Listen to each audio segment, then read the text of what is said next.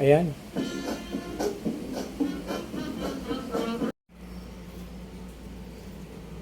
Okay, so ito guys yung model.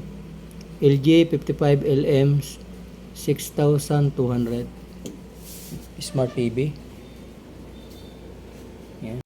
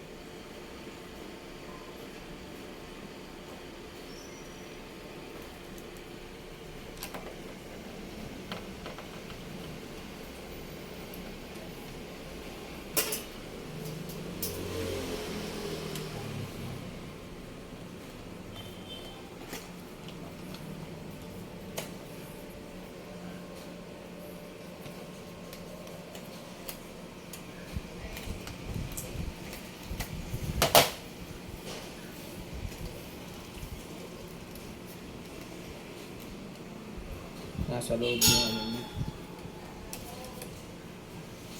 Okay. Cut mo muna. Nakauna yung unit. So magsusuka tayo ng voltahe dito sa Picon. Check natin yung supply. So yun, meron siyang 11.9. Check natin yung 1.8 VGH. Kompleto yung VGH. VGL is negative 6.99.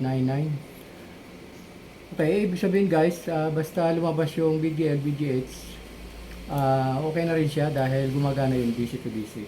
So okay yung power supply. So gagawin ngayon natin, ihahang muna natin itong isang ribbon at alamin natin kung ano lalabas sa display. So i-unplug ko muna. Okay, so tatanggalin natin ito. Okay. So natanggal na. So ipa-power on natin. Okay. So yan, may backlight na. So tingnan natin yung display. Ay. Ilapit muna ko. Yun. Kung mapansin natin guys, yung dito sa right side, white lang siya kasi tanggal yung kanyang ribbon. So, buo dito sa left side yung kanyang display. So, sa ngayon wala tayong nakikitang patay sindi din sa on and off sa kanyang display. So gagawin ulit natin, dilipat natin. Okay. Dito na lang. So ibabalik natin to.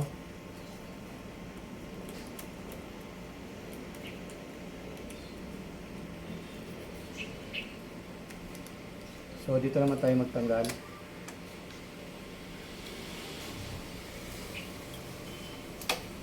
Okay. So kanina buo yung ka dito sa left side, yung dito white lang. Okay, so plug-in natin. Okay. I-check natin yung display.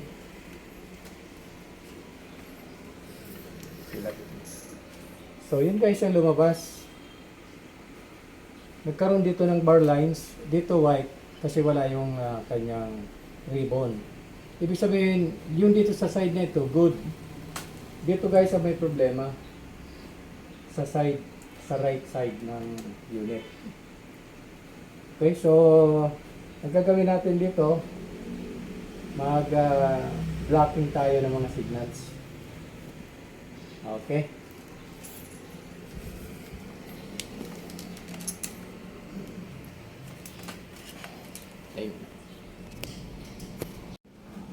Okay, ito guys yung final na inilagay kong tape. Naglockdown ako ng 2 pin, tapos nagblock ako ng 12 pins. So ayan, oh. Okay.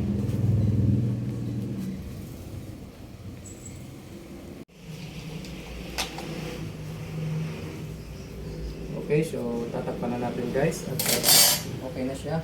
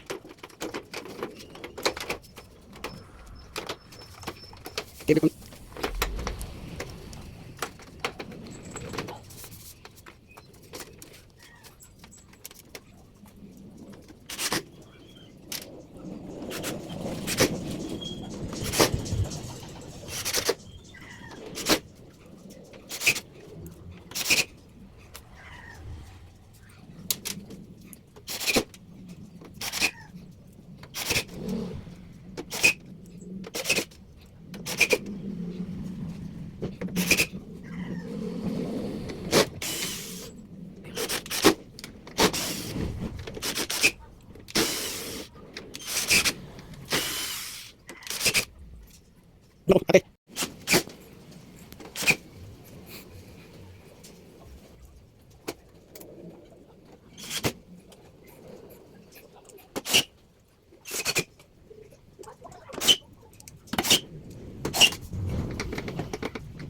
Kaya nga nagpapilit.